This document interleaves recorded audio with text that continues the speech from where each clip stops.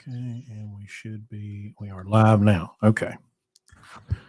Let me give YouTube a second to get going. All right. Yep, looks like everything's working. All right, good evening, lunatics. It is April 27th, 2024. It's Saturday, so this is a little different for us. So hopefully the audience is not going to be too caught off guard that we are on the wrong day. But I was at a track meet until midnight last night in Southern Ohio. So me doing a podcast was not going to happen. So I'm back here in the home studio, and Larry is at a picnic sitting in his race car. And so he's going to check in with us for a few minutes and get started. And then I guess he'll get back to picnicking. Um,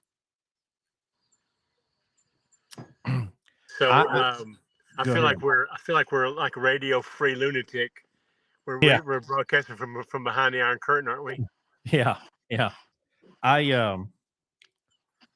well, I had an interesting experience that I was going to share with the audience this week. Um, you know, since the shop has come along and the relationship with Cams has grown, and I'm pretty much up there working every day now. In the last 2 weeks, I've gotten the opportunity to do things that I had not done before. I like the opportunity while you're saying that. Yeah. You got the Um, opportunity. yeah. Um, so Like I had the opportunity to have a stroke a few yeah. weeks ago. Yeah. So you know, we replaced a synchronizer and a transmission, and we did a power divider, and I changed a steering gearbox. That was not fun. Don't recommend. 0 stars. Okay, that sucks. Um, but then we experienced a problem, and we haven't. I'm going to tear it apart. But anyway, we ended up breaking a transmission, and so we limped the truck back. And I'm trying to think how am I going to get this truck running in the shortest amount of time. Well, Metro is sitting out there along the fence, old JPEG, and has a transmission in it that has 1.8 million miles on it. But the last time we drove it, it was, smooth as silk. And I thought, well, maybe this was Wednesday night that it happens. And I drive up to the shop and I'm talking with Chris and I'm like, I said, what do you think? I mean, do we yank that transmission? Now, by we at this point on Wednesday night, by we, I'm not involved, right? We is, this shop with these, certified professionals in it. Um, but we and me didn't have any part of this on Wednesday night. So Thursday morning, we get in there and I thought, well, I guess I'm gonna try. I guess I'm gonna see what happens. So driver Jonathan is there with me, and I'm like, "What do you think about this?" And he was like, "I don't have any worse ideas. So let's try it." So I get the toter, I hook up the old JPEG, and I drag it from death row, and we shove it into the shop, and tools and wrenches start flying. And I got on Did you ever start it up? Does it run? Well, no, it's not capable of running. The last time I did start it, it ran great, but that was probably 3 years ago. But we put it in there, and the wrenches start flying. So I pulled on the property at 7:30, and at 12 o'clock thereabouts, we had the transmission on the ground. So we're like, okay, this took about 3.5 hours or so by the time we moved the truck in. Now we've got to get the other truck in, and we got to do this again. We got to pull the broken transmission out. Well, at 2:30, we look up and we're like, wait a minute. In an hour and a half, we just pulled the transmission out of this truck. And so we're kind of proud of ourselves at that point. But of course, getting one out and putting one back in, that's a whole different story. So we start positioning things, and of course the clutch is brand new, just been put in the week before, so we weren't messing with the clutch. We were just pulling the transmission, putting the transmission back in. So we get it up in there, and we're trying to get it, in, and it was not cooperating whatsoever. So we called in help from NOAA, And at about 6:30, we had the transmission in and bolted to the truck, but we broke an air fitting and we weren't going to get that fitting till the next morning. So at that point, I'm like, okay, well, I'm not going to continue killing myself. We're good. The transmission is in the truck. It's bolted up. All we got to do in the morning is put on an air fitting, throw some air tanks in, throw a drive line in, and she's ready to drive. And so I went home. But reflecting on that, two guys that had never done that before pulled two transmissions and got one in the truck in about 12 hours. I'm not sure how to feel about that just yet. Now it's since we went up Friday morning, we got the rest of everything in. We test drove the truck. It was great.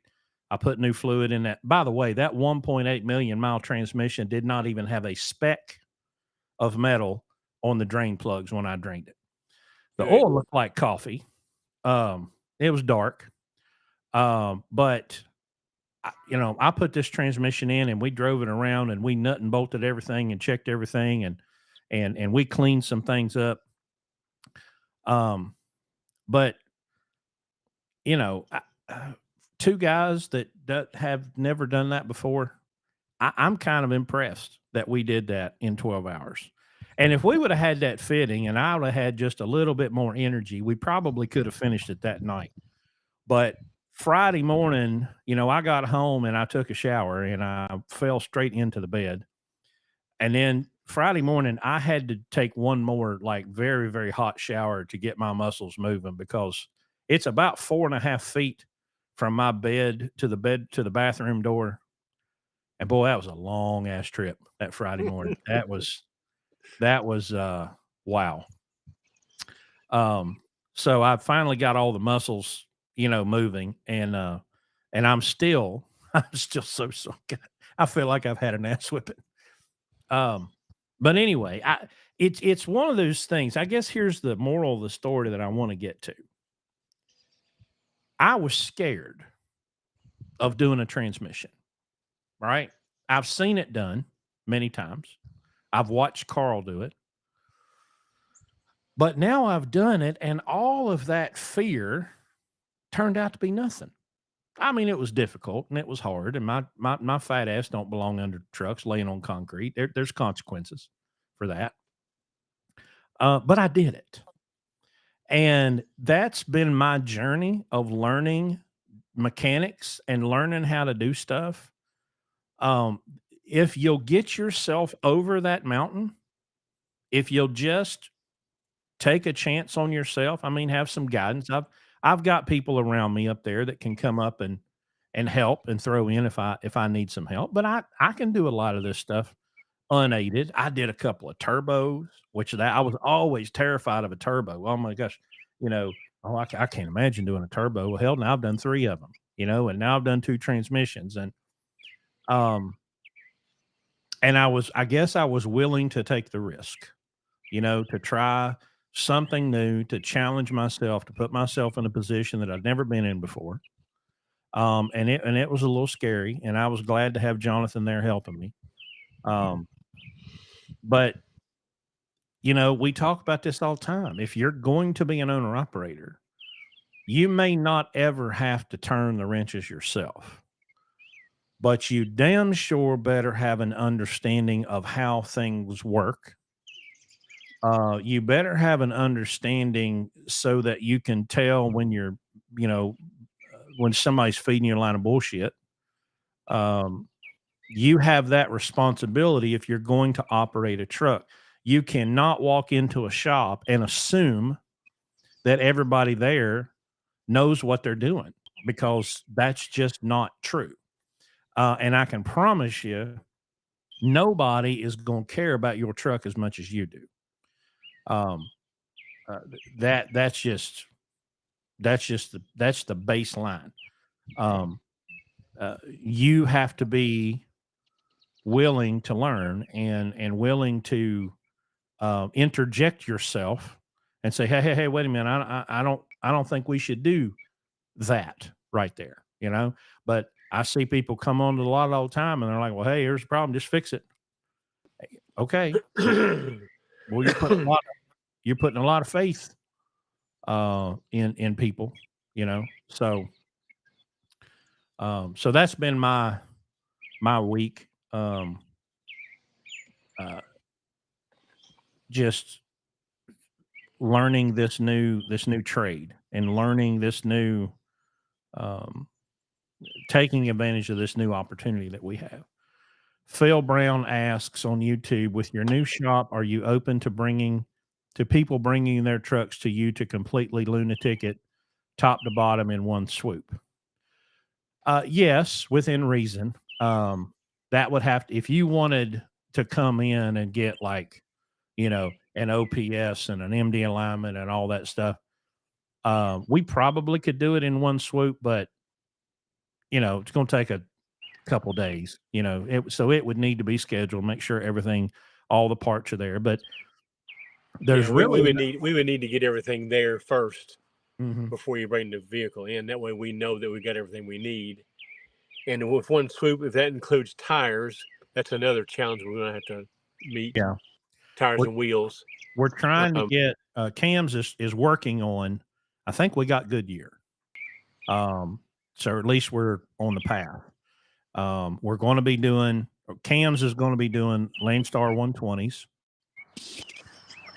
We're working on getting the national tire accounts set up so that you can come to us and get your tires. Um, we, um, uh, we'll be able to do right now. As soon as we get through the training, we got training next month for MD alignment.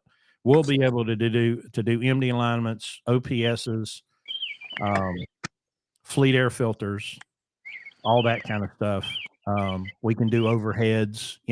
There's really nothing at this shop that we can't do in combination with um,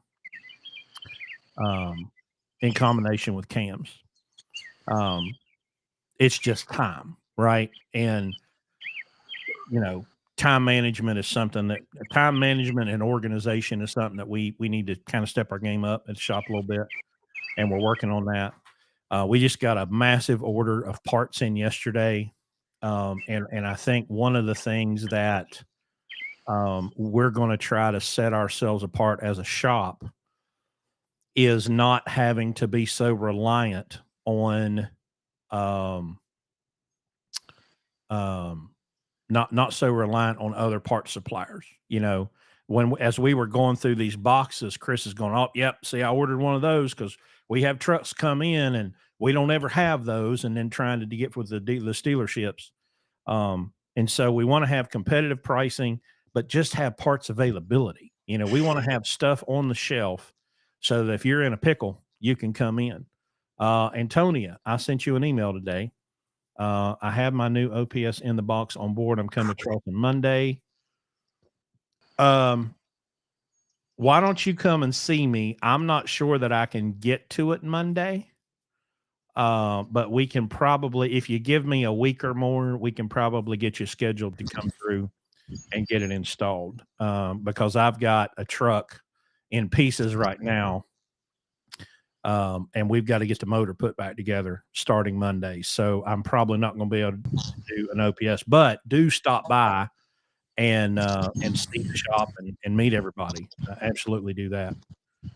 Zuggy on YouTube says, when buying a new truck, well, we don't buy new trucks, but when buying a new truck, how much time do you have to work on it before you have to get it insured?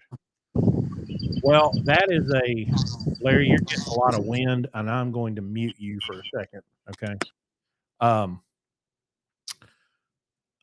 here's the thing with insurance. It's kind of tricky. Okay. You can buy policy to cover your truck if it's not leased to a carrier. They're expensive.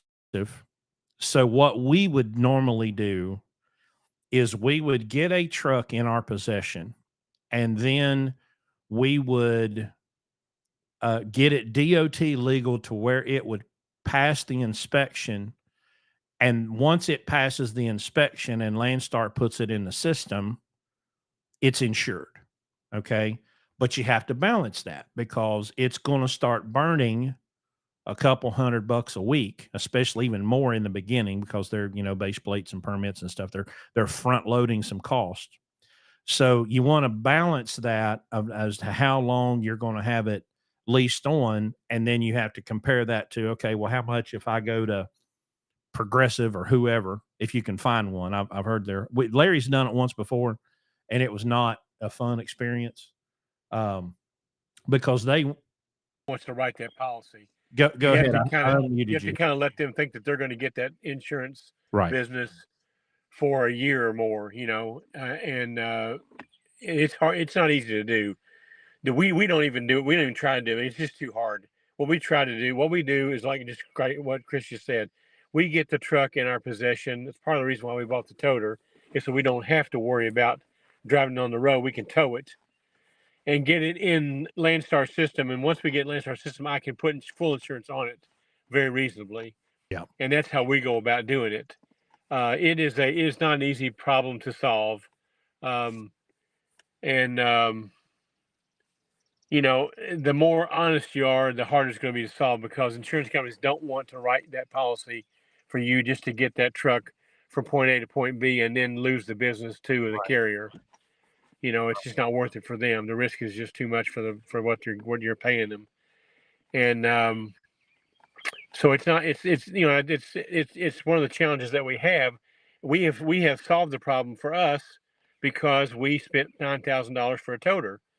And primarily not primarily, totally to do what we're doing right here, is to get trucks in our possession that we can't drive because we don't have insurance on them,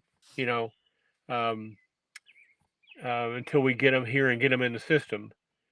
And we tow our trucks back here to keep from having to pay somebody to do the work that Chris just said he did all weekend at $200 or $300 an hour, and they do it worse than he did. He's never done it before in his life. And with Chris doing it, we get a better job and we get it done cheaper. And so it's worth it for us to bring it back. But that's how we solve it. But no, there's a workaround to that, but you're going to have to come up with it.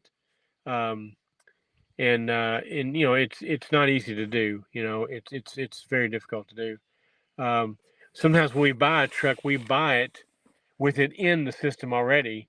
Because if it's in the system, it's got insurance. If it's not, it doesn't. Yeah. So a lot of times we'll buy trucks that are already a Landstar truck, and we just pay the previous owner, a little bit more for it if he'll leave it in the system and not pull it out, because it makes this transition a lot easier. So this is not going to be an easy problem for you to solve. We have worked on it a long time, and we've spent a lot of money to resolve it. But I don't really know how to tell you any better way of doing it. Now, if you can find an insurance company that will write you this on a regular basis, and you buy a lot of trucks, it's not a big deal. But it's going to be very hard to find that insurance company. And I can't remember. We found one that I used one time. I can't remember what the name of it was now.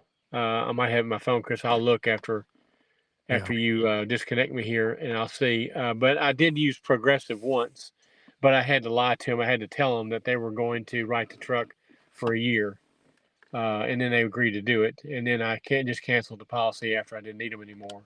Yeah. But they're going to catch on to that pretty quick too if you do it over and over again. Yeah, they don't make it easy. And Tonia says, can't you just use a hunter permit and trip insurance to cover the movement of the truck before the lease starts? That's how I transport trucks from auctions for my customers from the auction location. I've heard of people doing that. We never found that, whatever that was. Like Larry said, they wanted you to buy a whole year's policy. And I mean, you can do that if you'll find somebody to write it. Yes. But it's not gonna be easy to find somebody to write that. Yeah. Especially if they know you're going to lease it onto a carrier. Yeah, because the carrier don't have. I mean, that's one of the reasons that we're leased to a carrier, is because our insurance is so cheap. It's hard to beat $0, for cargo liability. our bobtail's $35 a week, and our physical damage, depending on the value of the truck, is anywhere between 125 and 300 a month. So it's really hard to beat that price of getting it in the system versus doing it the other way. Now obviously, you're not going to spend the money for an $8,500 toter, but we have there's a local um, towing company here that is very fair and very reasonable. So maybe you just need to network and build some relationships and say, maybe you can go to this wrecker service and say, hey, look, I found a truck 150 miles away or 200 miles away. Will you go get it and not kill me? You know, um, and I have found as many nightmare stories um, um, are about towing companies. I have run into some really good ones in many states, and I've run into some crooks. Okay, ain't no doubt they're out there. Mhm. But you also got to keep in mind, um, if y'all think our insurance is terrible, go buy a wrecker. Go get you a tow truck and get that insurance quote because it is obscene. The kind of insurance that they have to carry. Um, what about hiring a mechanic who is insured to drive anything they're working and say they're test driving troubleshooting? Well, yeah, but it's going to be hard to sell it if it's 300 miles away. Well, and the hammer's really good at Yeah, figuring that stuff out. Okay, um, the whole thing about insurance is if something goes wrong, the liability is incredibly high, and so and insuring something fraudulently leaves you open to still having that liability. So all these things sound really simple, but they're not, especially if you end up having to claim. Um, I heard a guy one time say, and I thought that it was a beautiful way of putting it, that an insurance company is saying to you, I bet you're going to have a wreck. And you're saying, I bet I'm not. Right? That's basically what's happening. They're they're playing the actuarial tables. It's a mathematical computation. Our personal insurance, I got the notice yesterday. All right. But for me and my wife, it was $200 a month for our two vehicles. And the 17-year-old got added and it doubled. It went to 411. And me and Miss $211 a month, we're going to I had her driving so I could eat my Arby's sandwich. And I looked over and she's doing 60 and a 40. And I said, hey, you think that insurance is high now? Go ahead and get that speeding ticket. Slow the hell down. Right. you're Um, just lucky. You're just lucky she's a girl. If that was a boy, that would have been yeah. way more than that. Yeah. They're going to get a motorcycle in their own policy. Under a 21-year-old single young man, I don't see how those guys even buy a car. Oh, listen. No, they buy them. They go get themselves a $1,300 payment for a damn Hellcat. You know, um, that's all they can do is pay the car and insurance. They don't have money for gas, and they can't eat, and they don't have anywhere to live. But they got a Hellcat. Yeah, Listen, it sounds like truck drivers. when I was 21, I did some really really stupid stuff. But I look around at what kids are doing now, buying these $70,000 cars and pickup trucks. It's absolutely insane.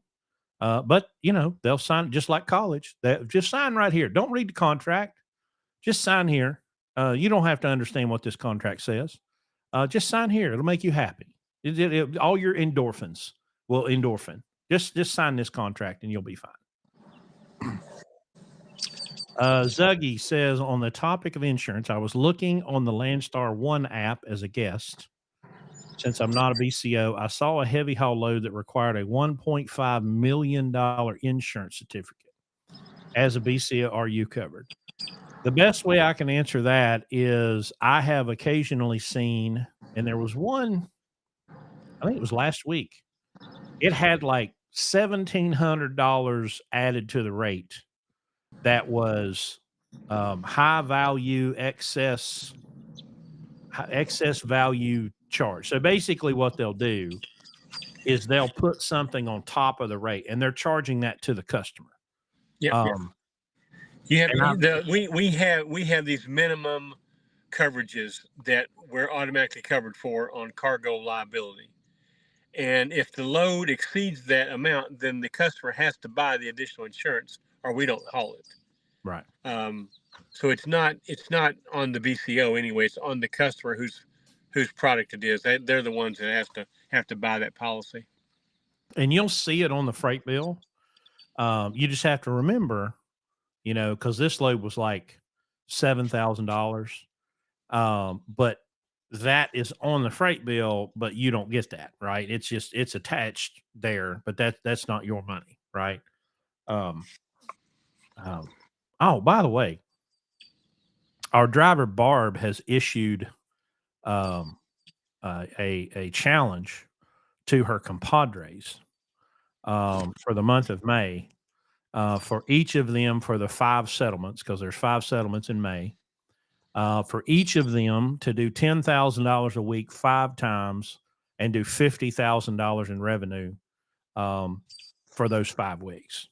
And all 3 of them hit it this week. Now, unfortunately, one of them's broke down, so he's out. But they all 3 did over $10,000 this week in April of 2024, when there's weeping and crying and gnashing of teeth and you can't make any money and the rates are terrible and this sucks. And we had 3 people do $10,000 this week, And all 3 of these people have been with us less than a year. Yeah. And they've been booking their own loads for just a matter of a few weeks. So it's not like they're experienced people. Yeah. Our guidance. He's out of control, folks.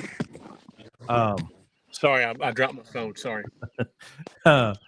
Now our guidance has helped. We've given them the tools to put in their toolboxes to know how to put together these $10,000 weeks. But they've done it. Oh, there he is, Evans in the house. Listen, brother, you got a long way to go, but I'm sure he's going to get out there and come for him. He unfortunately is driving that demon possessed spawn of Satan truck that I literally replaced everything.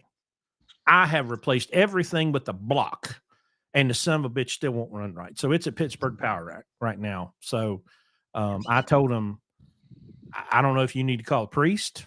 I don't know if you need an exorcism.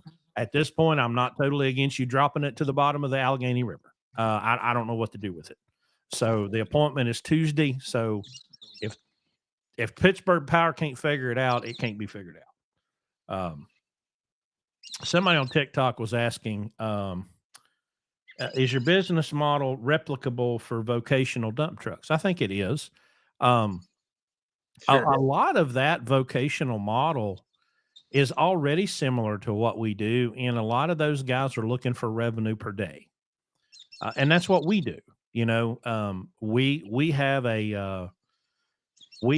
a revenue goal per day, right? We have a minimum. There's no maximum, but we have a goal. But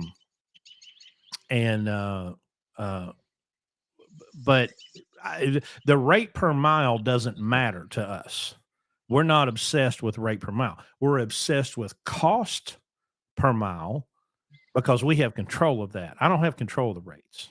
I don't have control of the load to truck ratio. I don't have control of where the loads are and what's available. But I do have control over cost, and I have control over what I know my rate is, and so on the vocational side, you need to look at, okay, well, I got a dump truck. How much does this dump truck need to make Monday through Friday every day in order to meet all of my obligations and meet all of my goals? But you can control cost on a dump truck. You can control cost. You can not buy a new dump truck. Yeah. I mean, everything we teach works for any business. It doesn't matter. It's not. We don't teach trucking. We teach business. Right. We happen to be in the trucking business, and it works there, but it works everywhere. Okay. It's not unique to trucking. So yes, it will work for an ice cream store. Okay. There was a guy in the shop a couple of weeks ago driving a, what did he say? It was a 2002 Peterbilt 4-axle dump truck, you know, and he's out there. He said, "Let's see, I see these guys driving these new trucks." He said, "I got a 2002 Pete, and it's paid for, and it hauls the exact same loads that that brand new Mac does."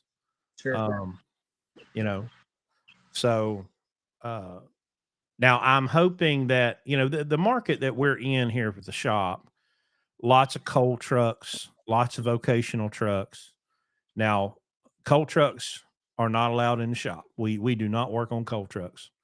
And y'all, they can be mad all they want to be mad. But Dolan used to own coal trucks.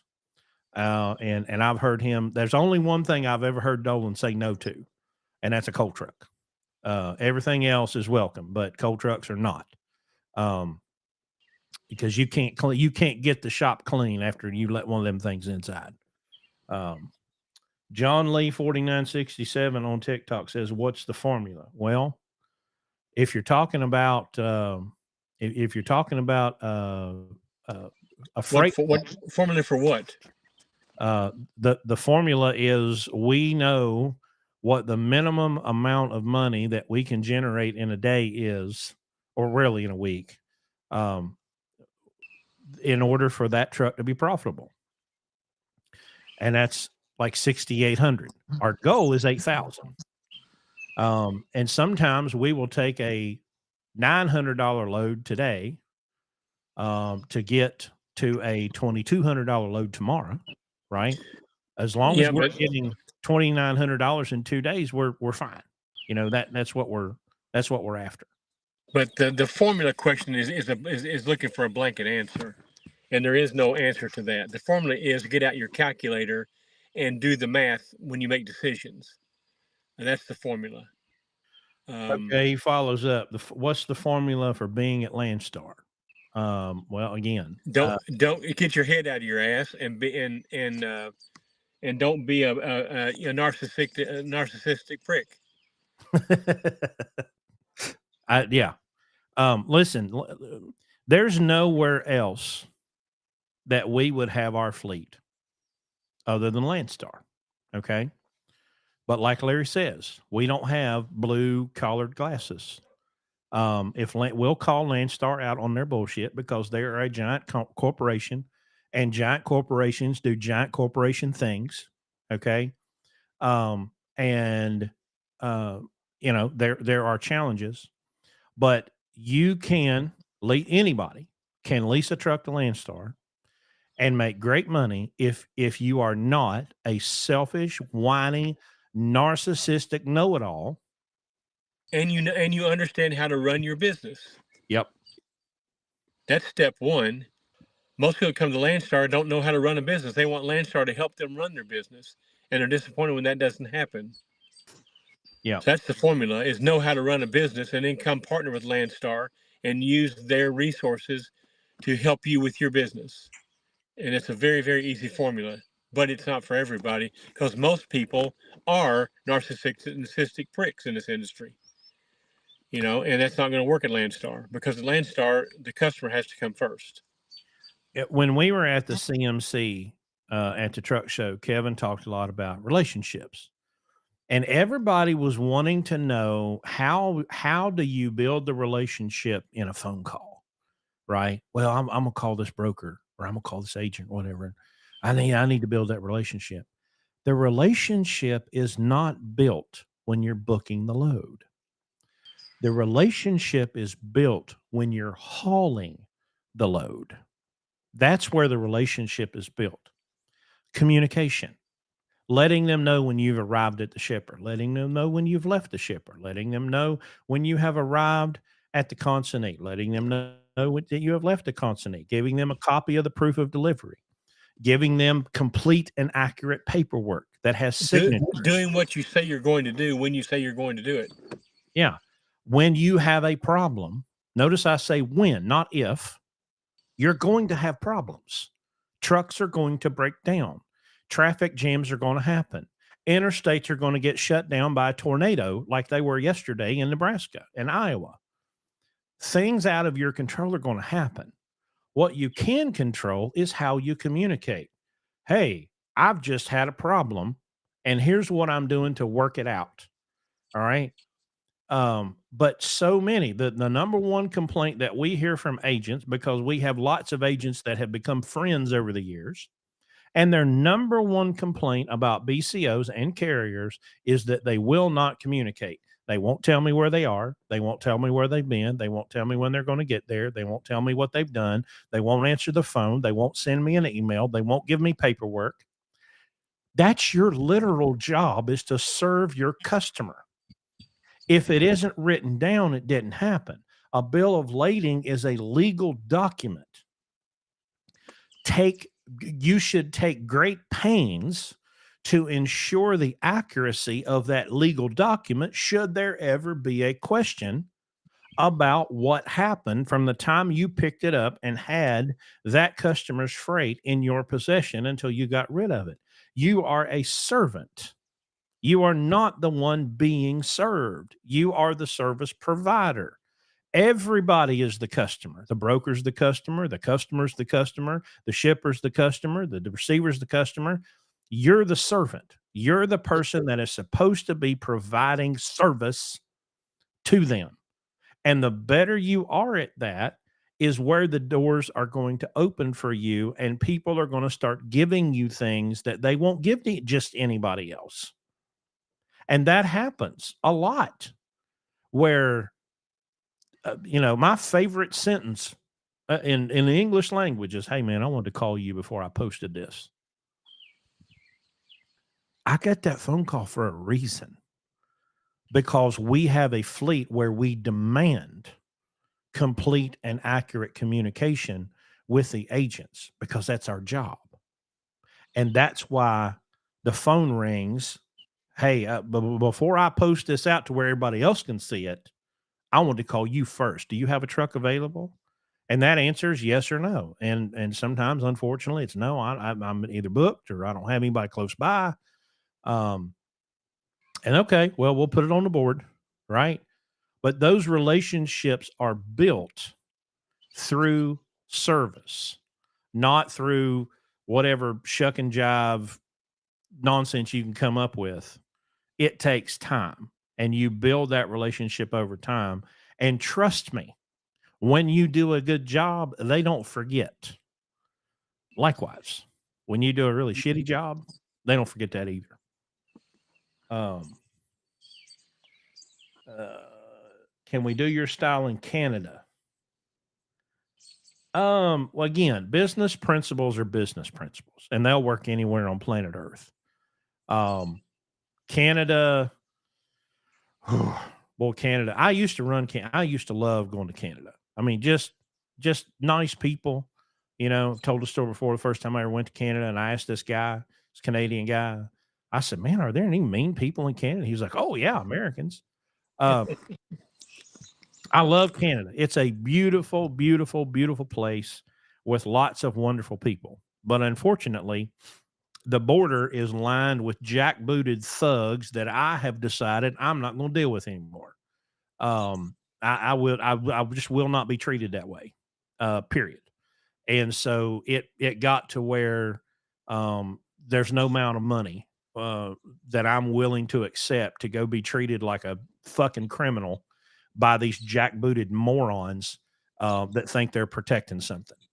So unfortunately, I'm out. I haven't been to Canada since 2014, so it's been a decade. Um, but business principles are universal.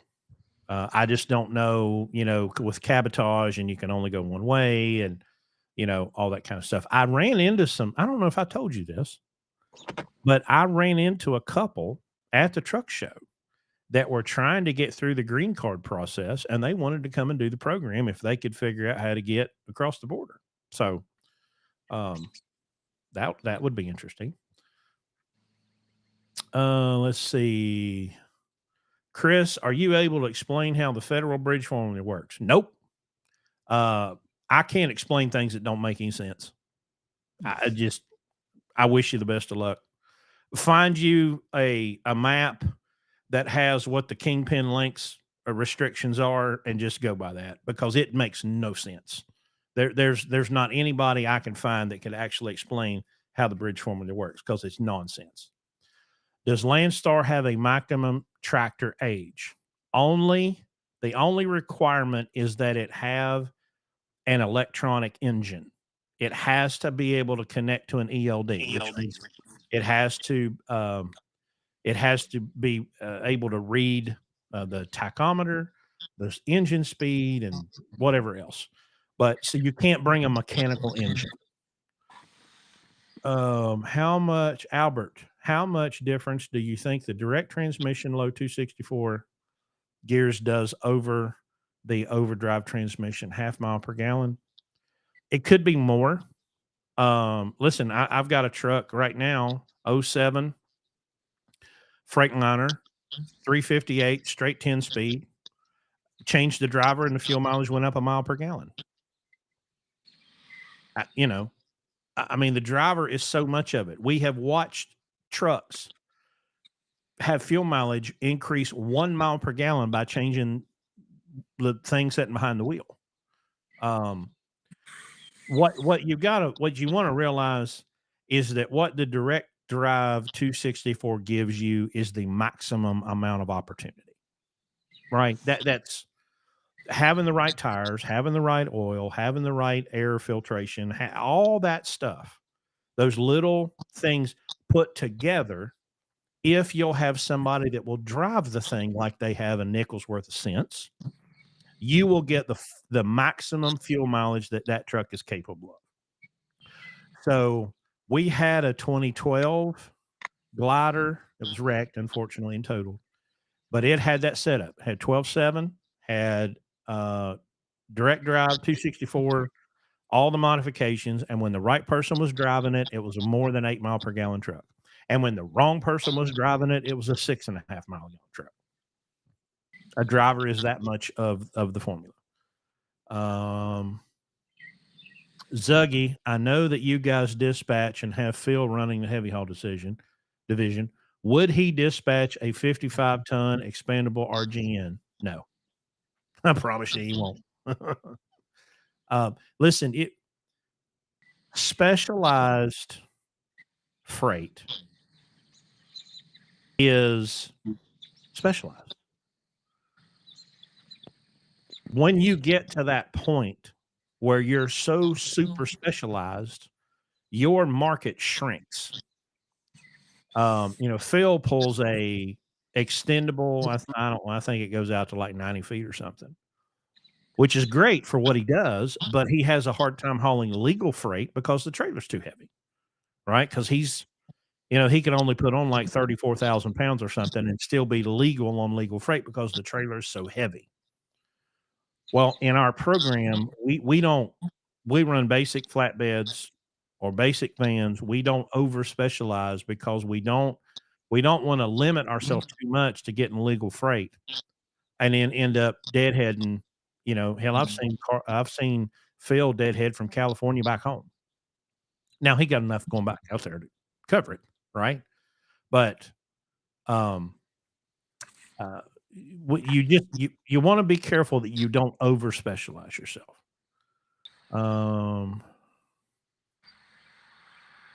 McClay, do loads that are above what a solo driver can do on electronic logs, but not enough for a team pay more per mile? No.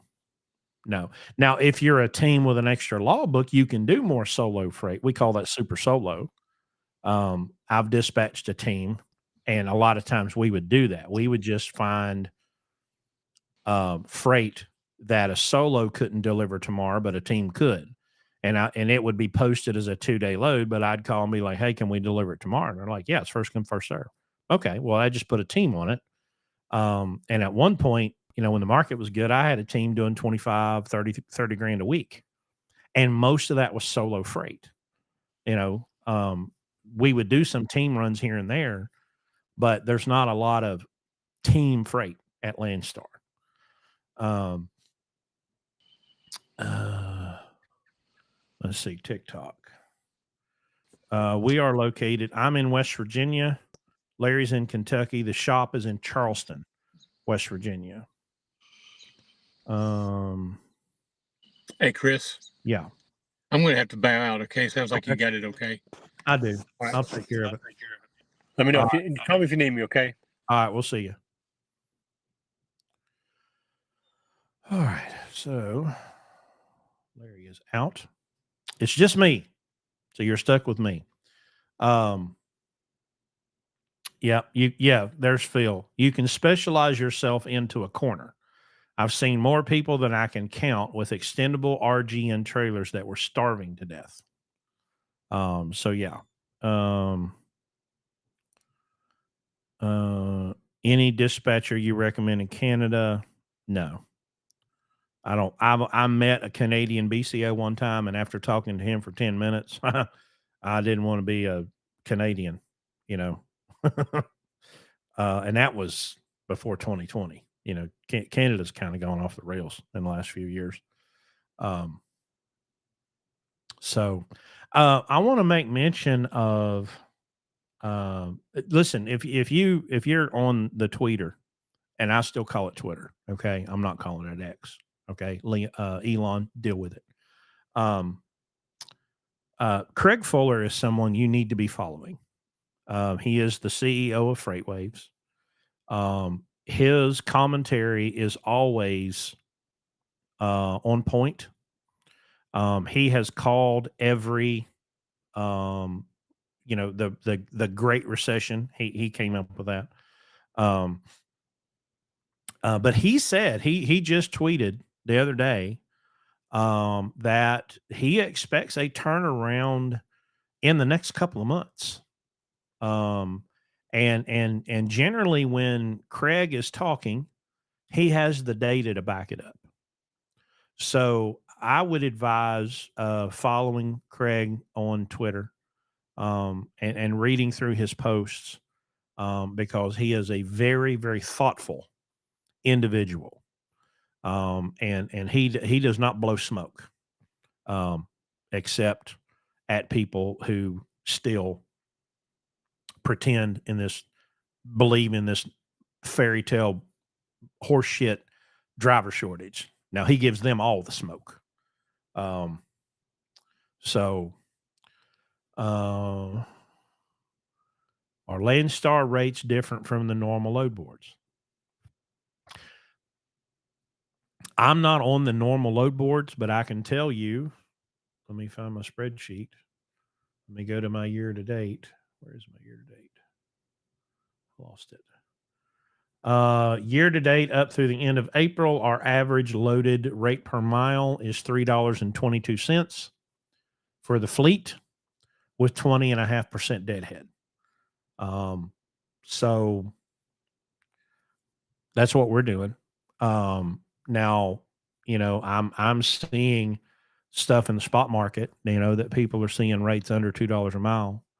And we see that on occasion. Obviously our flatbeds, and somebody was asking about, our flatbed rates. Obviously we had let me look at that. We had 3 trucks this week. For the first settlement in May, one at 9,300, one at 10,500, and one at 10,200.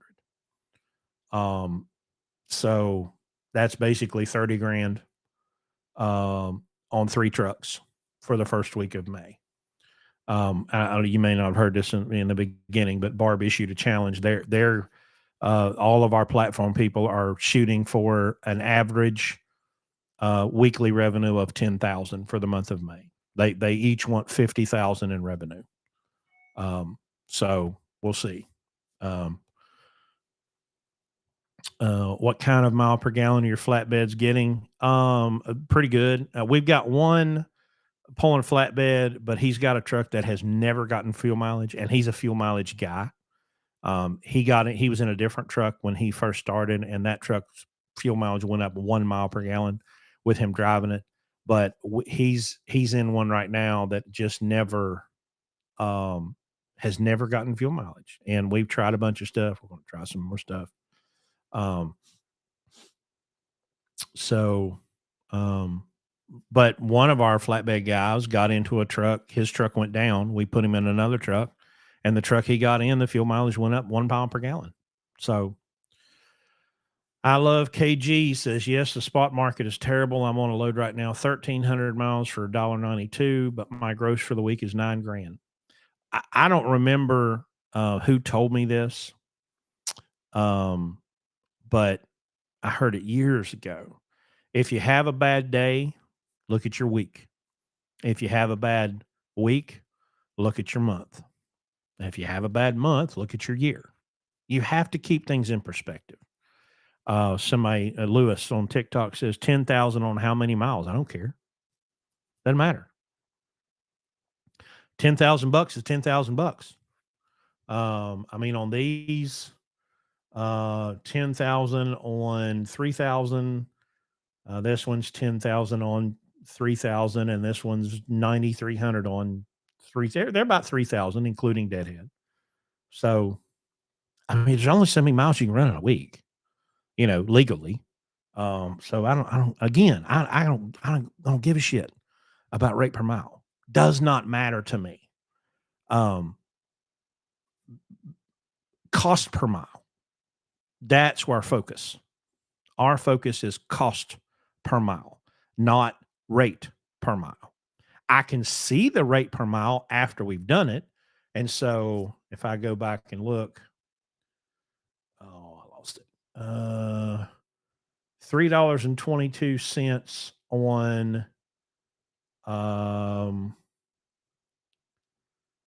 66,000 miles.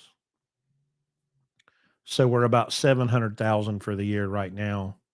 And we're basically, we're done with April. So, the first quarter was not anything to write home about, but, we've done $700,000 so far.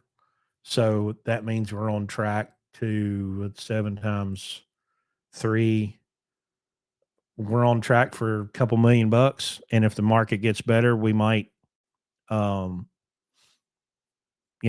probably hit 3 million, I'd say by the end of the year, because we're going to add some trucks. And if the market gets up, we might hit 4 million. What's an acceptable cost per mile? If you're including the driver, I'm going to say about $1.50. $1.50 is reasonable with the fuel cost right now. Our fuel cost runs pretty much right with the national fuel surcharge. We're right about 48 cents a mile on fuel. So I ran the numbers last year when fuel was higher, and we were at about $1.53, including paying the driver and all the payroll costs and the maintenance costs and all that stuff. So,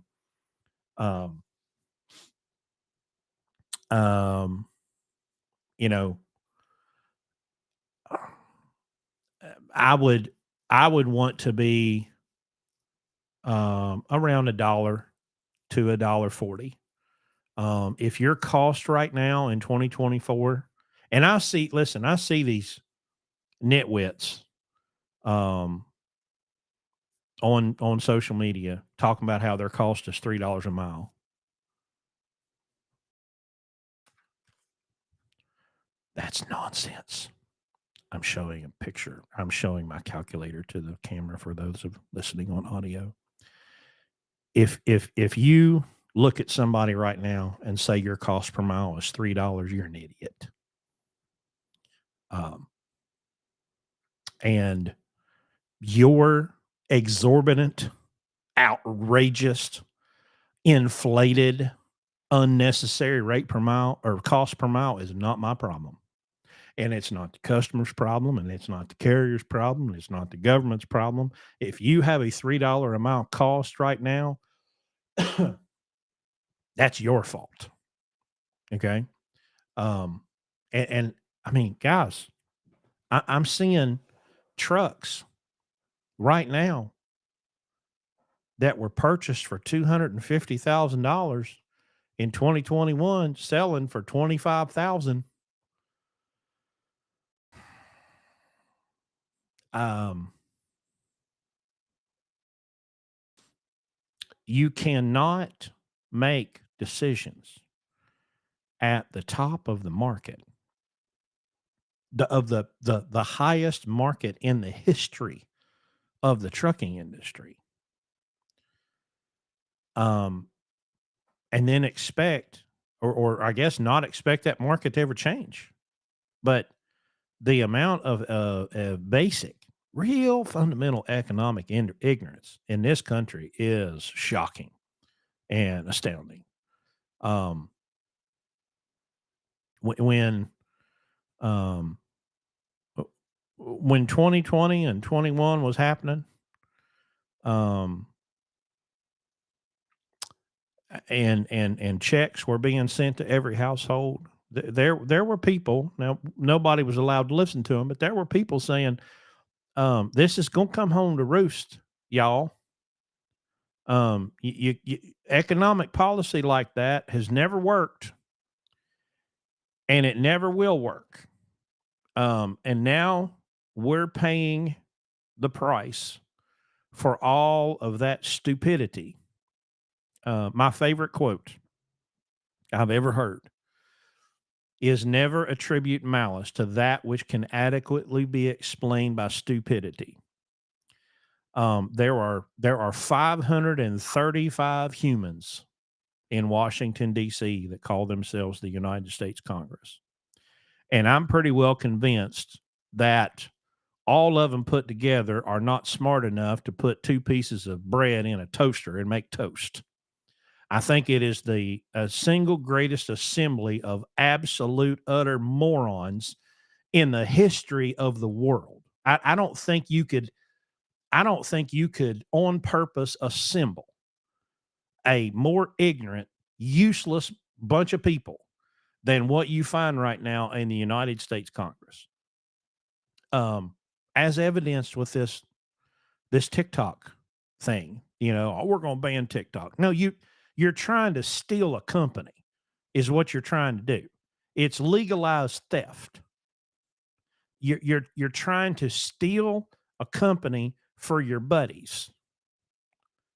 Nobody gives a shit about national security. I certainly don't.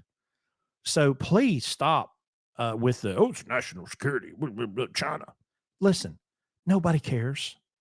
Okay, let me put it, nobody that matters cares about TikTok and security and privacy. And what what makes me laugh is I see now, because obviously the conversation on, especially on TikTok, is all about, um, I can't believe, really? It's 2024 and y'all are shocked at the actions of the United States Congress? Really? Um, so that's why we do what we do. And it's why we teach what we teach, is because November's going to come. And I absolutely could not care less which one of those two clowns becomes president, because it doesn't make my life any different the day after. None. My life wasn't changed by Obama.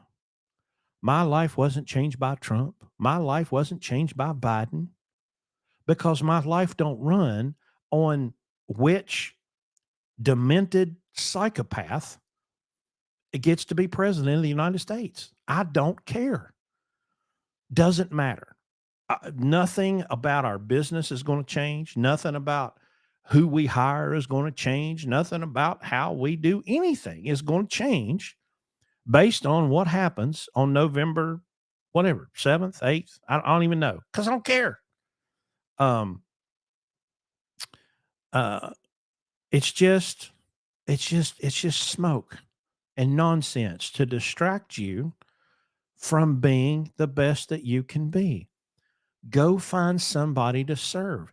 And listen, you don't even have to start a business to do that. You can go somewhere and be a really great employee. right? There's no lunatic program at the shop because I haven't figured out how to do one yet. But I was playing with one of the guys the other day because he showed up late, and I texted him. Now I'm not his boss, okay, but I texted him and I'm like, "Hey, are you coming to work today?" So he shows up, right? And at one point he goes, "Well, man, I'm not gonna lie. My buddy wanted to go to a concert, and I was gonna call off." And I said, "Listen, I'm gonna give you a piece of advice. I wouldn't have told that. I'd have kept that little nugget to myself." And he's like, "Well, you want me to tell you the truth?" I said, "Here's what I want you to do. I want you to give the same passion to the shop that the shop does to the people that come in and pay the bills. That's what I want you to do. That's what I want your focus to be. When you're turning bolts on somebody's truck, I want you to think about them going down the road and not having whatever you just touched go bad on them. And when you're in there, I want you looking at stuff that don't even have anything to do with what you're working on. Because when that transmission got put in last week, I wasn't there for that part. They they stabbed the transmission in, it caught the drive line, and everything's great. But the driver had an air leak like 2 days later. And I had to send a service truck out there. And a little 1/4 inch airline had rubbed against the clutch fork. Now they just had the transmission out of the truck, and it would have taken about 30 seconds to put a zip tie on that line because there ain't nothing in the way. There's no transmission, there's no drive line, there's no air tanks.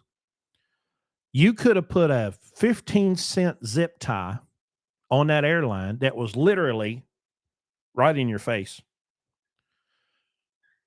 But instead, it was a $461 road call to have somebody go out and put a 1/4 inch airline on there. Did he take that airline loose? No, it was probably already flapping. He probably had to move it out of his way to put the transmission in and hook up the clutch fork. So when I took the transmission out the second time, I'm sitting here the truck's on the ground, and I'm sitting on a creeper underneath the truck, and I grabbed a bag of zip ties. And all down both sides of that frame, there's factory spots for zip ties to hold the airlines and the fuel lines and the electric lines and the transmission cooler lines. And so I just went and put 6 or 8 zip ties down both sides of the frame. And now none of that wiring harness is flapping and beating on the frame. None of the fuel lines are rubbing on anything. None of the airlines are rubbing on anything. So at least if something happens, it's not going to be my fault. So what I need is for y'all to care. If you don't know how to do something, I can teach you how to do something. But if you don't give a shit, I can't fix that. Nobody can fix it if you don't give a shit. And that's the easiest thing for you to do is just care.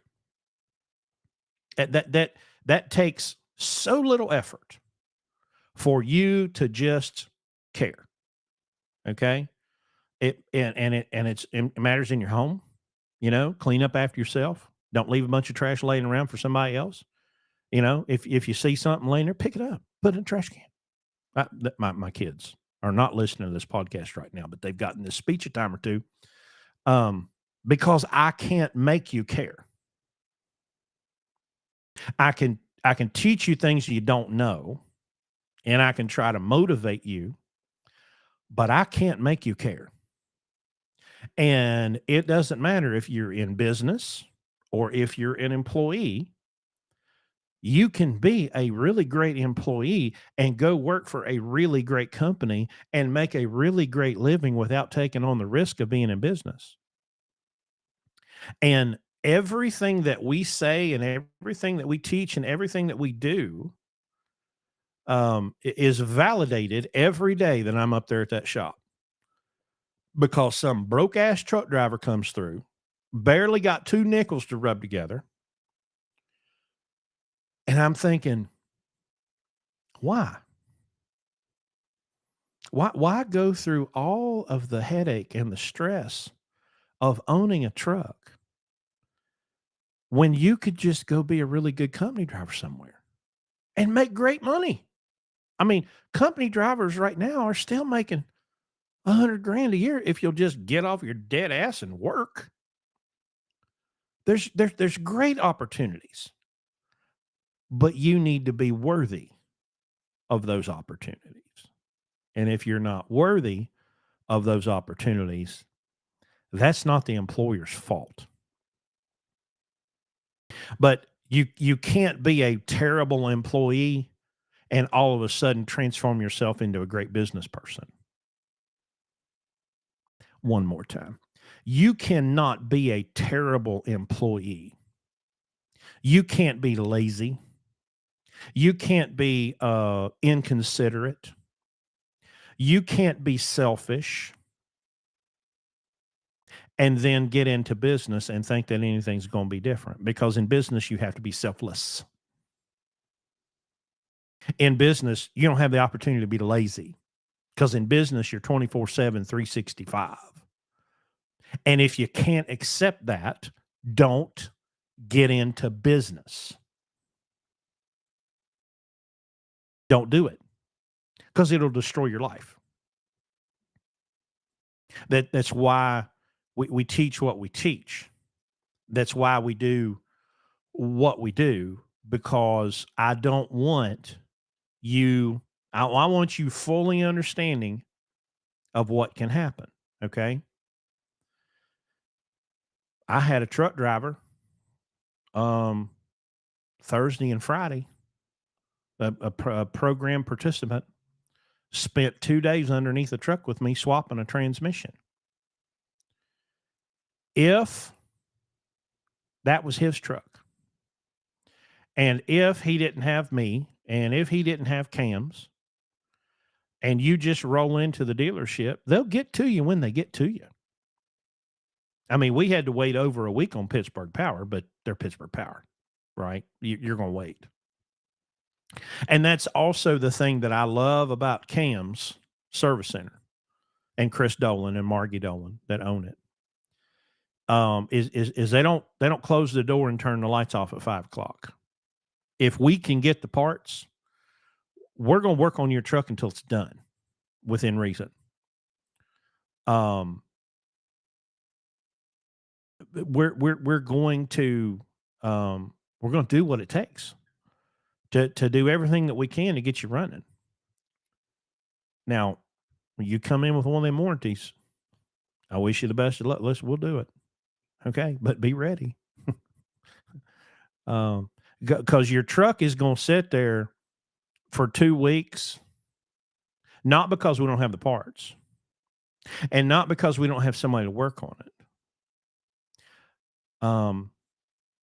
It's going to sit there 2 weeks because that warranty company is going to make the shop jump through hoop after hoop after hoop after hoop after hoop because the shop wants to get paid. Now, if you weren't so broke and you didn't believe in fairy tales and you didn't believe marketing slogans and sales pitches, that warranties are good, and you just had this thing, it's crazy.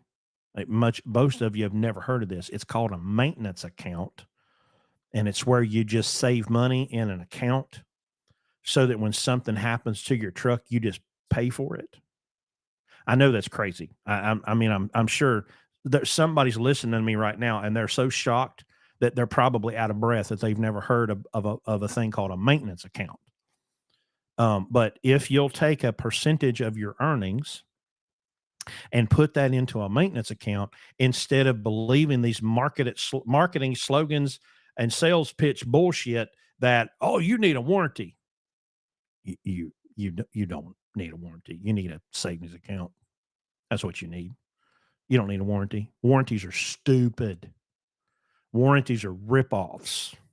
And somebody will come in and, well, I got a warranty and they paid for blah, blah, blah. Yeah. And how the hell long did you sit there? Okay. How long did you sit there? I'm going to tell this one more time because there's always new people. Okay. And I'll do this quick. I was dispatching for a BCO. He called me on a Monday morning. He said, hey, my clutch went out. I got towed into the dealer. Okay. It's Monday morning, 5 a.m.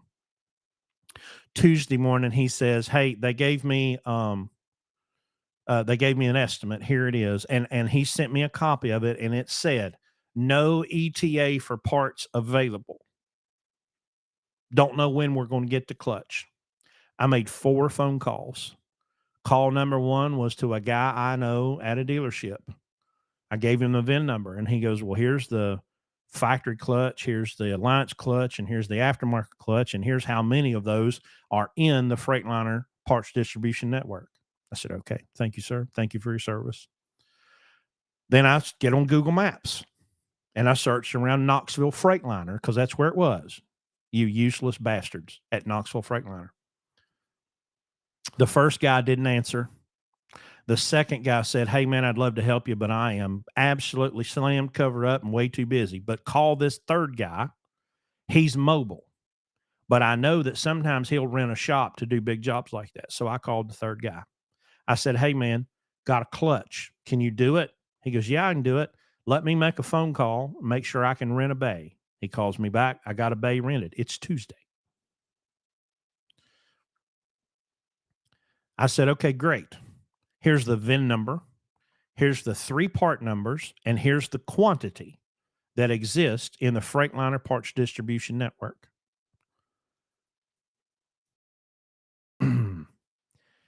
He walked into Knoxville Freightliner and bought the clutch they said they didn't have off of their shelf.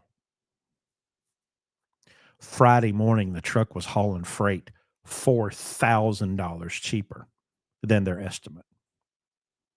How long were they going to set him there? A week? 2 weeks? 3 weeks? Lying, fabricating nonsense out of thin air that, oh man, we can't get this clutch. Well, it's on your shelf because we went in there and bought the damn thing. That's what you get when you trust the certified professionals at the dealership. That's what you get when you trust the warranty. Now, that same guy, a few months later, his truck had a Cummins and there was some front cover issue. Something came apart, knocked out a bunch of gears. They towed him to a dealer, Macomb, Mississippi. And he was out of money and he had to use his, or he had just bought, he had asked me, what do you think of this warranty? I said, I think warranties are stupid. I don't think you should pay $8,000 for a warranty. I don't care how much or how little they're going to charge you per week for this warranty. I think it's stupid. I think you should just have money to pay for your truck. Well, he got the warranty and they towed him to the dealership. And the guy said, hey, here's what's wrong with it. And then radio silence. I didn't hear anything for about a month. And I got curious one day. And so I called that Macomb, whatever it was, Macomb Diesel or something in Macomb, Mississippi. And I said, hey, I was dispatching for that guy. He goes, oh, yeah. I just got an update on him yesterday. It's been a month. I said, what was the update? Well, with the warranty company finally approved the repairs. And this guy fought them back and forth because they didn't want to do it. And he said, no, you got to do it. And they said, oh, no, technicality. Something else caused that to happen. Well, he got the approval a month after the truck broke down. And I said, well, let me ask you a question because I'm just curious.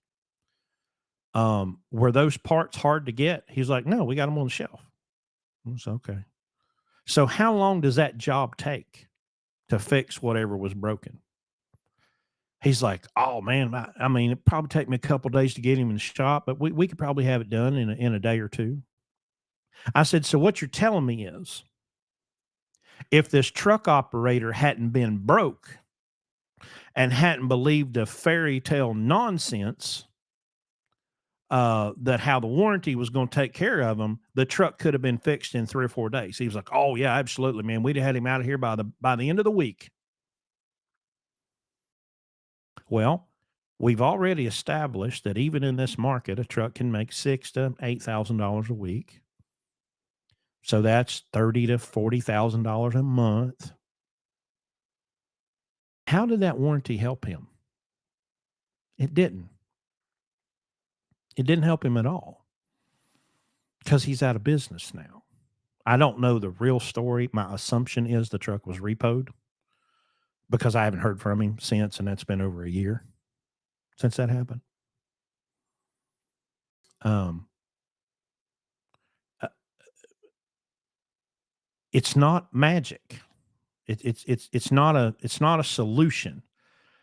William Haynes, who's one of the most intelligent people I've ever met. The problem with warranty is it's a supplement, not a replacement for a maintenance fund. Okay. I now see that is an intelligent statement that you could say, okay, well, I've got $10,000 in my bank account and they're willing to pay $10,000. And so maybe I can use this warranty and maybe it will shadow my maintenance account. But let me tell you, as somebody that has a fleet of 12 trucks, and I've been actively managing a fleet of trucks for almost 3 years, I will never let a truck sit for that long when the parts are available. It's not going to happen. We're not going to sit around and wait and wait and wait and wait. And I watched this process last year with one of these warranty companies. It was on a one box. And oh, all right, do this. Okay, step one. All right, now step two. We'll prove that, and then we'll prove step three. It's just unnecessary hoops to drive through. Trucks sitting in parking lots don't make any money. So if you give me an organ or if you give me an argument like William did that a warranty could be a supplement and not a replacement, okay. But see, that's not what y'all do. And you know that's not what you do because you believe in fairy tales and you believe catchphrases and slogans and marketing nonsense about how, oh, I've got to have a truck with a warranty. I've got to overpay by $70,000 for a truck so it has a warranty, so it can go sit in the dealership parking lot for 6 weeks, while their parts are on the shelf, and they just because they hate warranty. Go walk up to any technician, and it don't matter if it's automotive or diesel. Hey, man, what do you think of warranties? Oh, warranties are terrible. We hate warranty. Warranty sucks. Um, but if you got money, you can get your truck fixed quickly, very quickly. Um, you know, uh, you just have to accept that when you're in business, everything is your fault, and everything is uh, your responsibility. Stevie J, my warranty saved me last year when the EGR cooler went bad and hydro locked the motor. Um, I have had a hydro locked engine. It wasn't an EGR cooler. It was a drop liner, and I knew it, and I milked it for 10,000 miles before it finally let go. Um, surely there are instances where warranty helped someone. All right. You can't say that it didn't. Now, Stevie follows up with I rented a truck and kept moving. Now, so here is a part that y'all Landstar people need to listen to. you can't rent a truck. Well, you can't rent a truck in the classic sense of like going to Ryder or Penske. You could rent a truck from like another BCO. Um, we're we are playing with the idea of having a couple of trucks sitting around, maybe, but I think I'm really not on board with this because I know how BCOs treat trucks. Um, I'm just not convinced that that's a good idea. But what y'all got to do is stop believing this fairy tale that a warranty is some kind of be all end all thing. It's just because it's not, right. I don't have a single truck in my fleet that has any kind of warranty other than like some parts warranties. Clutch has a warranty, a turbo has a warranty, batteries have a warranty. Um, but what we're just going to do is we're just going to fix it, right? And we're going to fix it in a way, because that's how Carl Bonecutter taught me, is that when we are the person who is entrusted with being under that truck and working on it, we're going to be like Carl. And Carl's catchphrase was, "Hey, what you going to do about this?" Right? Because Carl took his responsibility very, very seriously. And so anytime that he had an opportunity to look at one of our trucks, he would look at it and be like, "Hey, did you see this? Did you see this? Did you recognize this? Did you see that?" And after a year of Carl being down and not being around our trucks, I finally got to see uh, the horrible disrepair that our trucks were in after Carl. And I'm now trying to be the Carl, and I'm getting under him now, and I'm going, okay, well, we got to get this, we got to get that, we got to take care of this, and oh, look at that, right? But that took me a while to learn that stuff. Uh, Fritz Fussell, are you guys going to use speed of air pistons? I talked with Tim Gentry um, at the truck show, Gentry and Sons on YouTube. Um, um, and he said, I think they've got a 389 glider, maybe. I'm short on the details, but he said that truck's, well over 7 miles per gallon. And I said, how much of that driver? And he said, none. He said, because the driver hauls ass. But he said he can get in that truck um, and get over 8 with it. Um, so I am curious. I may try to put a speed of air kit in one and see what happens. It's going to be a little while before we can do that. But I certainly would love to try to do that. Let me take a moment here and recognize our sponsor, Pittsburgh Power. They've been friends for many years. Um, we've been customers of Pittsburgh Power since 2009. We are stocking distributors of the max mileage fuel-borne catalyst, the OPS system, and the new Flashpoint fuel additive. We keep a small stock there in Charleston. We can ship to you. You can go to blueribbonlogistics.com and you can purchase that from our store, and you can stop and pick it up, or we'll ship it to you. But we're going to work on having um, a supply there of Flashpoint OPS. Now the OPS kit, the actual OPS, the machine, those we'll order those, which is why we need to have you schedule that ahead of time. But we keep filters and sample kits and all that stuff, and max mileage and Flashpoint there in the shop, so you can stop by and pick that up in Charleston, or you can order it on the website. We have a truck right now that's running Flashpoint. We're kind of doing a little test to see how that's going. So thanks to Pittsburgh Power, and Bruce and all the guys. They've got one of our trucks on their lot right now, and I am certainly hoping they're going to work their magic and get this thing back to making money and hauling freight because I'm about to set it on fire. Tony says, "What's the speed of air kit?"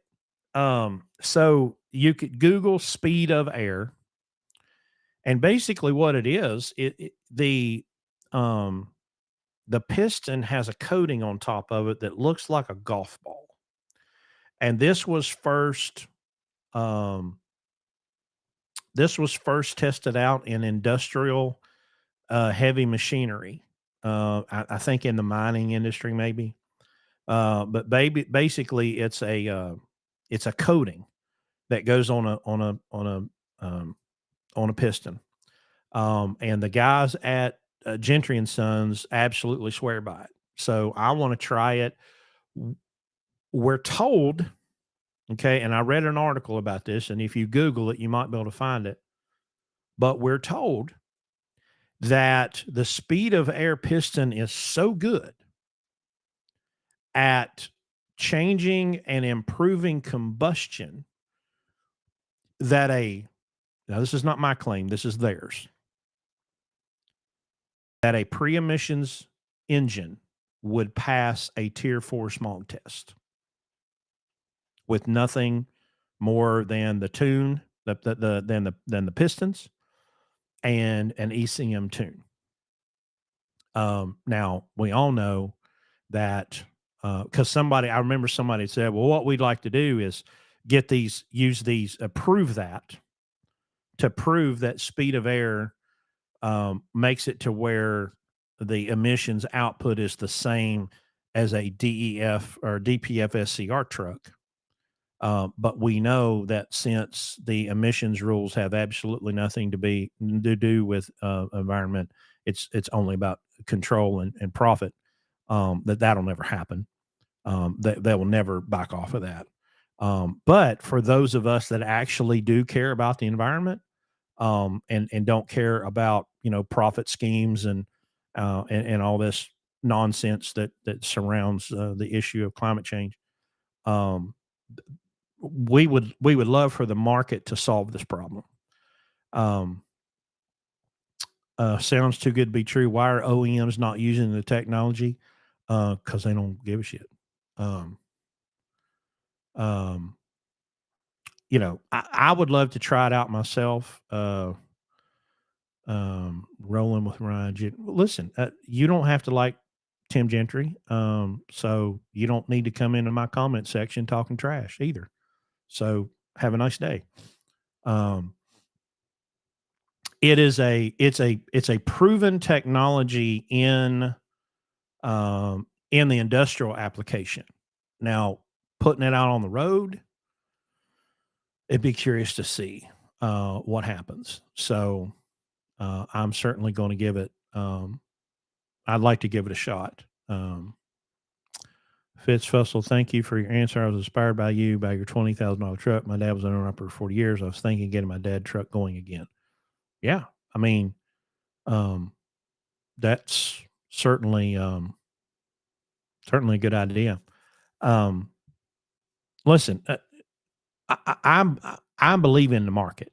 Okay. And of course, the market, when I say market, I mean you and I. You and I can solve problems as they arise. But people, what I don't believe in, I'm an unbeliever, is this idea that that the state is this magical being with supernatural powers and it can just write words on paper and vote on it, and all of a sudden, poof, the problem has disappeared. Um, I don't. I stopped believing in nonsense like that a long time ago. Um, we do need to care for the environment. We do need to not dump oil in the river. We do need to find ways to make trucks more efficient. But Freightliner, I know Freightliner spent $1 billion, billion with a B. That's 1,000 million. They spent $1 billion to refine and develop these emission systems. If they'd been left alone, what do you think they could have done with $1 billion in research and development? Because if you believe, oh, they wouldn't have done anything. Now, see, because they're competing with Kenworth and Peterbilt and Mack and Volvo. Um, they all want to be they want to beat their competition. Okay. And so um uh they could have invested that money in suspensions, brake technology. They could have we could have 12-mile a gallon trucks probably, if they hadn't been distracted by the nonsense coming out of Washington. So, um,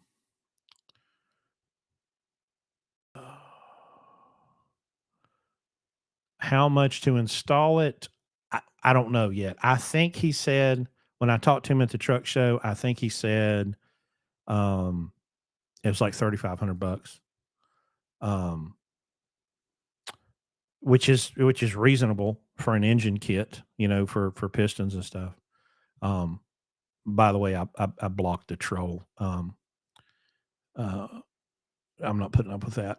I like Tim. I like Tim Gentry, so I'm not gonna put up with you in my comment section, because it's my comment section, and I get to say what I want. And if you're a dick, I throw you out. Um, so yeah, I think the next 5 years is going to be very, very interesting in technological developments, um, not just in mechanical things. I think uh, blockchain, and cryptocurrencies, and decentralized communication networks. I think there's a lot of really interesting things that are going to happen over the next 5 years, and this right here is the best example of it. Larry, when Larry retired in 2007, he was the highest paid photographer in the state of Kentucky, and his home is just covered with all of the awards and things that he's won, in his role as a professional photographer. But when the iPhone came out, he went, "Okay, we're done. It's over." And he was correct that the entire wedding industry changed pretty much overnight, because suddenly every person in the church had one of these in their pocket. And so he said, "I'm gonna go find something else to do," and he did, and here we are. Um,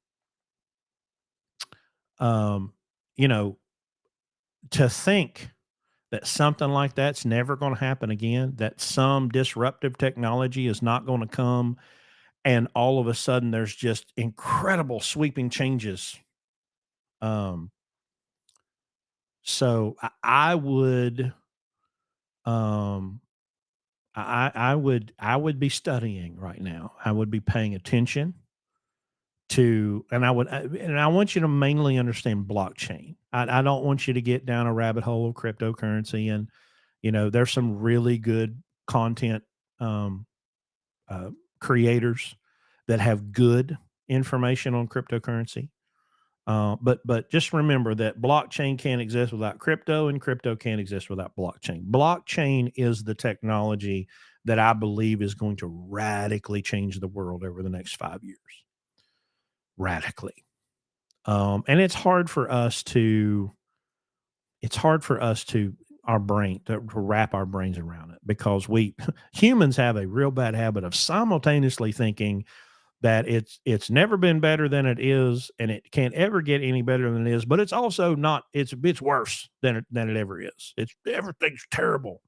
And I can always pick out the people that watch television news or talk radio or whatever, because they've just got this horrible outlook on life, and everything is terrible, and the world's coming to an end, and oh my god, what are we going to do? Those are the people that watch too much TV. And then you have another group over here that'll just believe anything anybody tells them. Um, but you need to understand what blockchain is, and it's not super complicated. It's just decentralization. It's the ability to move data and information without there being a central authority. That's it. So if you'll think about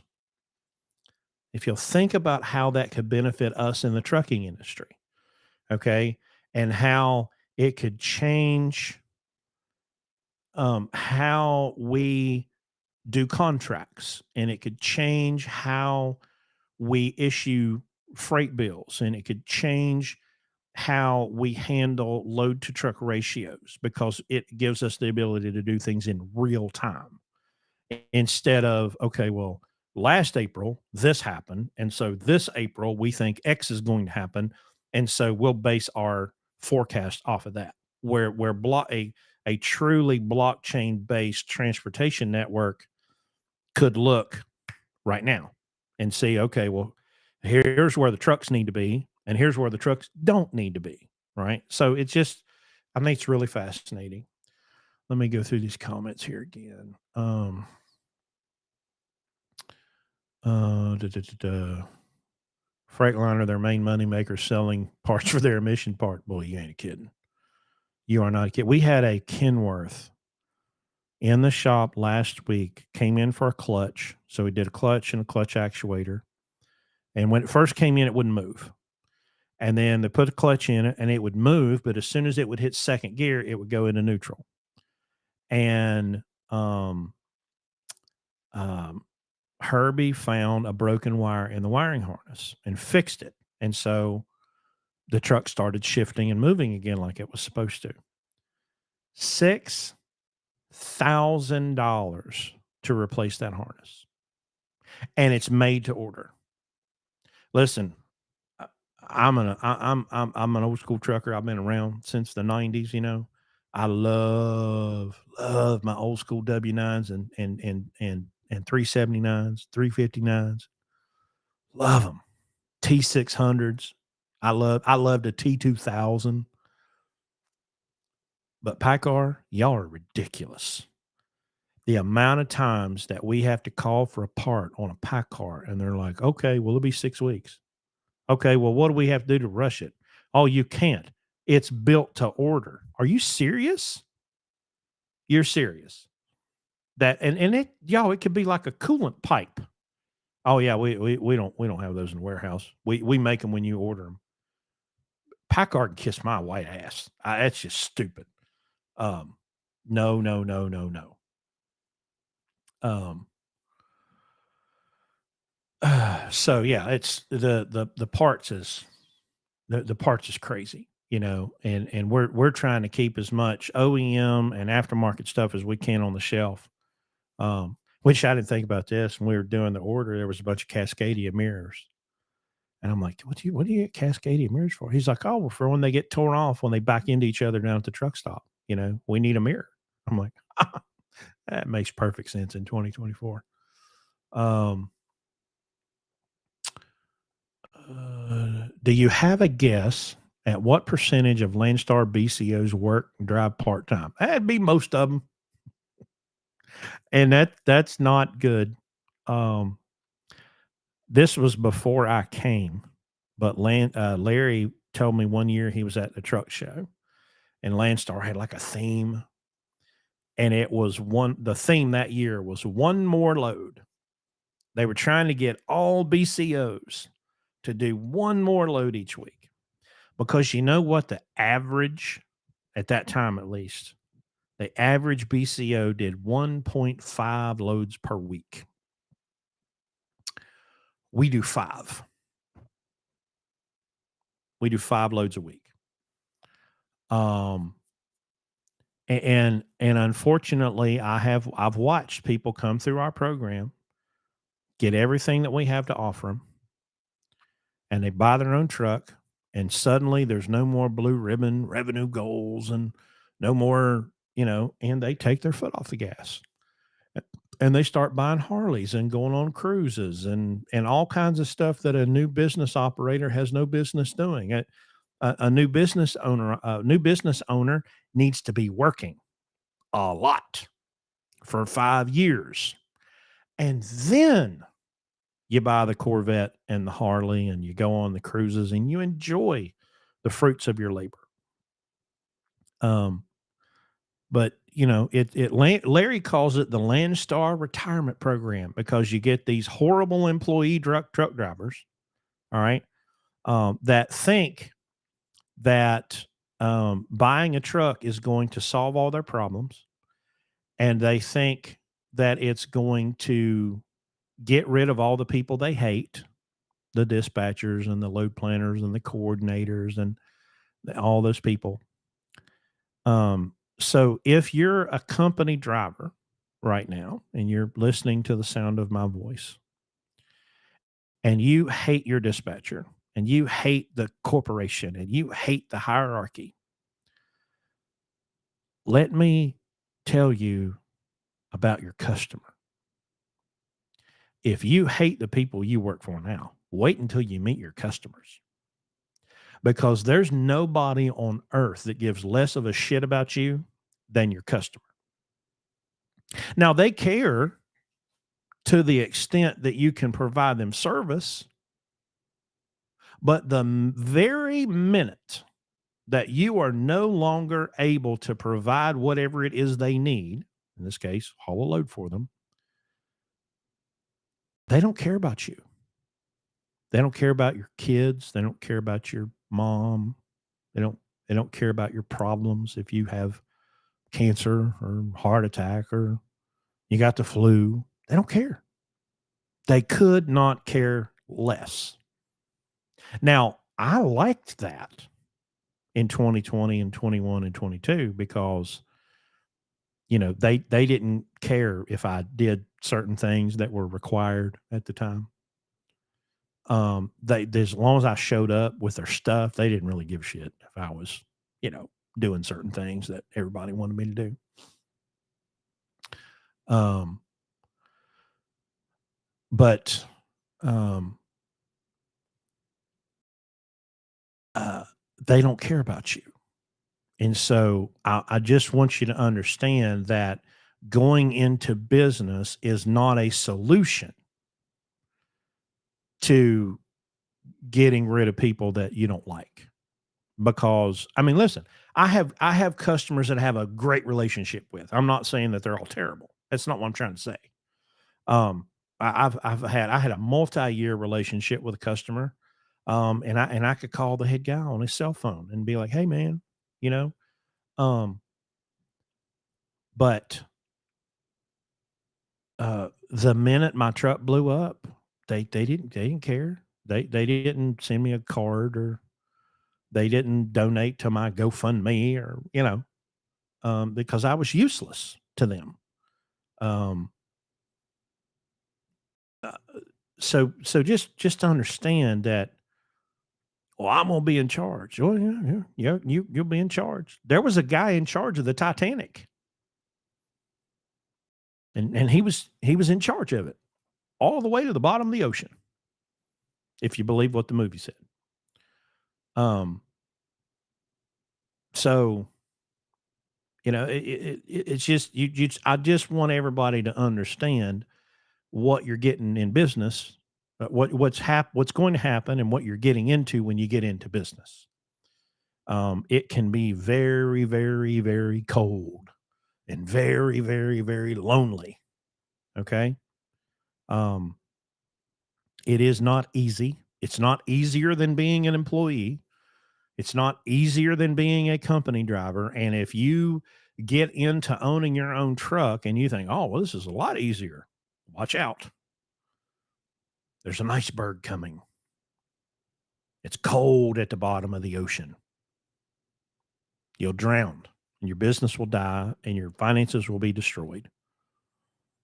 Yeah, there's nothing out like I'm not. I'm a terrible employee in the sense of um um in the sense of d- being obedient and just shutting up and doing what I'm told. I'm a great employee in that I will treat your customer as if they're my own, right? I'm great that way. But I was talking. Oh, we just hired a guy that came from CR England. And he was telling me some stories. I'm like, I'd be fired in 3 days.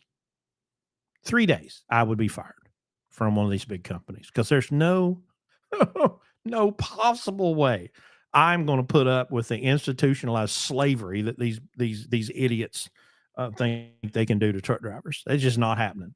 Um, And that creates a level of difficulty for us because a lot of times people come from these big carriers and come into our program, and they're institutionalized. And they're like, "Well, just tell me what to do." And I'm like, "Yeah, that doesn't work that way. I have to tell you why. I have to give you the why. Once we have the why, then we pick from the varying number of hows. There's many ways to do a thing, but you pick the correct method to solve the problem based on the why. Well, why? We have to make a profit. If we don't make a profit, we're not a business. And uh, businesses that don't make profits die. So, um,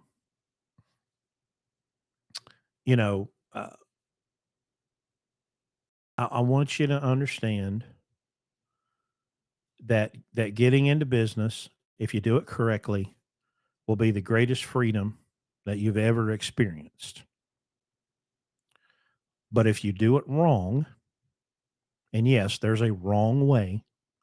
I know in this day and age, people can't be told that something's wrong because they get mad at Dave Ramsey and Dave's out of touch. What an idiot. Dave Ramsey's out of touch. Well, I'm probably out of touch too, because I'm going to tell you that there is a wrong way to do business. And if you do business wrong, it will destroy your life. Now, you're welcome to go ahead and find out the hard way. I did that. I did that. And even my worst enemy, which I don't really have enemies, but if I had one, I would not wish on them what I went through, the chaos, the fear, the terror, the anguish. I wouldn't wish that on anybody. It was my fault. So if your business is failing, you need to look no further. If you're driving down the road right now and you're listening to this podcast on audio and your business is failing and you don't know how you're going to get through tomorrow, I want you to find a mirror. I want you to look in it. And there is where you're going to find the source of your problem. And that's where you're going to find the solution. It's just you two.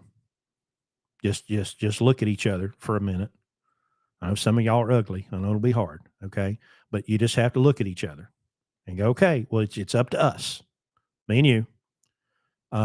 We created this problem and we're going to have to figure a way out, or we may have to shut her down.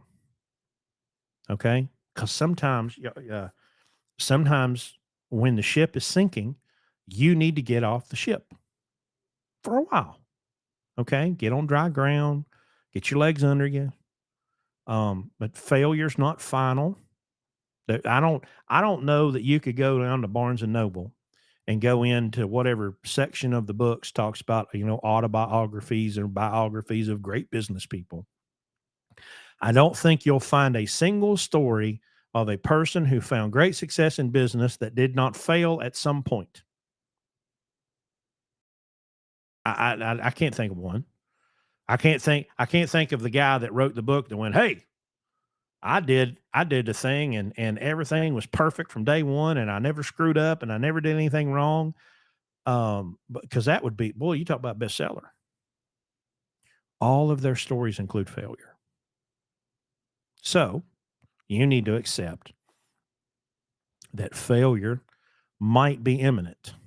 And if it is, that's okay. Plan it.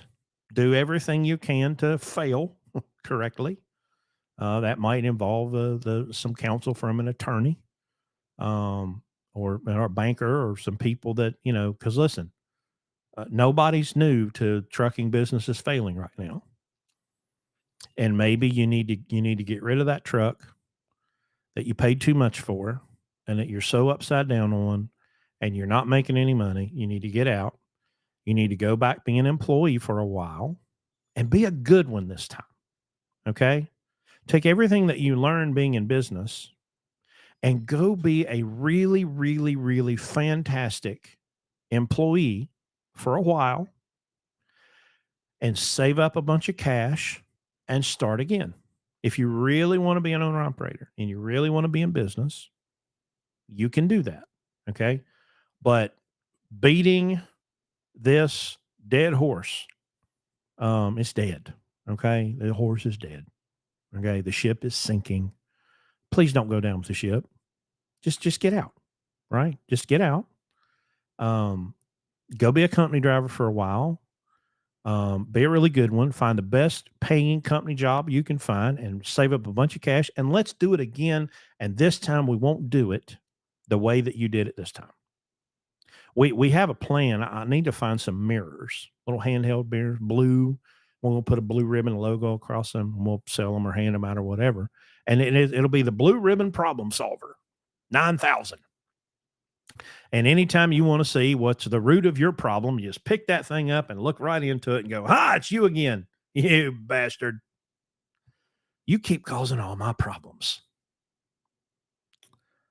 So that's it. I'm gonna shut her down for this evening. Let me sneak over here and look at the calendar right quick.